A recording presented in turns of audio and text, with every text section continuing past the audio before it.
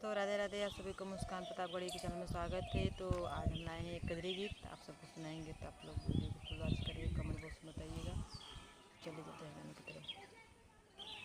सावन भादव झुकी अन्हियरिया, झुर झुर बहते बयारीना। सावन भादव झुकी अन्हियरिया, झुर झुर बहते बयारीना। हाथवा में लीही सीता सिकी के बढ़निया, बाहर लागी घरवा दुआरवाना। हाथवा में लीही सीता सिक के बढ़निया, बाहर लागी घरवा दुआरवाना। बाहर लागी घरवा दुआरवाना। आंगना बहारी सीता दुआरा पे गईली, दुआरा पे गईली हो, दुआरा पे गईली। पीछवा से आवथे पुकार हो ना, पीछवा से आवथे पुकार हो ना। पीछवा उलटी सीता देखन लागे, नैहर के ठाकुर नौआ ठाड़ी ना। आवा मोरे भैया दुआरा पे बैठा, आवा मोरे भैया दुआरा पे बैठा। दुआरा पे बैठा हो, दुआरा पे बैठा।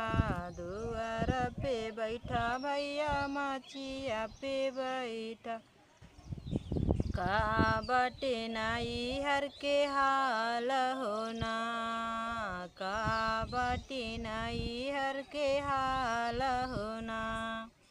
तोहरे नैहर के बहिनी सब कुशल बाटे, हम चाहे कुशल कहारी ना। हम चाहे कुशल कहारी ना। सावन भादव के झुकी अन्हियरिया, झुर झुर बहते बयारीना। भीतर से निकली है सासु हो कौशल्या रानी, सासु कौशल्या रानी, सासु कौशल्या रानी। सुना बहु अरज हमार होना, सुना बहु अरज हमारी ना। किया हो तोहरा है भैया से भतीजवा, किया हो तोरा सग बहनोई ना। किया हो तोहरा है भैया से भतीजवा, किया हो तोहरा सग बहनोई ना।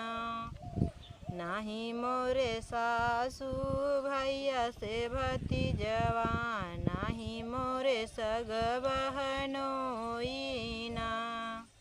नाही मोरे सासू सग बहनोई, नाही मोरे सासू, नाही मोरे सासू भैया से भतीजवा, नाही मोरे सग बहनोई ना। नाही मोरे सासू भैया से भतीजवा, नाही मोरे सग बहनोई ना। ये तो है सासू मोरे नैहर के नौआ, लागई मोरे सग ननदोई ना। ये तो है सासू मोरे नैहर के नौआ, लागई मोरे सग ननदोई ना। इतनी बचन जब सुन कौशल्या रानी, कौशल्या रानी धाई के राम लगे जाई ना। इतनी बचन जब सुनई कौशल्या रानी धाई के राम लगे जाई ना। तोहरी सीता हमके गारी देई रखब की देवा निकाली ना। तोहरी ने सीताराम गारी देई रखब की घर से निकलबाना। इतनी बचन सुनी राम हंसी बोलई काहा मैया बतिया ना। इतनी बचन सुनी राम हंसी बोलई काहा जामन सीता के सीता के ब्याही घर लाऊ वहीं बाटी लक्ष्मी तोहार ना। जमन सीता के बहू कही बोलाऊ कैसे देबै घर से निकालना। जमन सीता के बहू कही बोलाऊ कैसे देई घर से निकालना। दोस्तों कजरी गीत था तो थोड़ा गाने में इधर उधर हो गया है, तो आप लोग माफ़ कीजिएगा और चैनल को सपोर्ट करिएगा।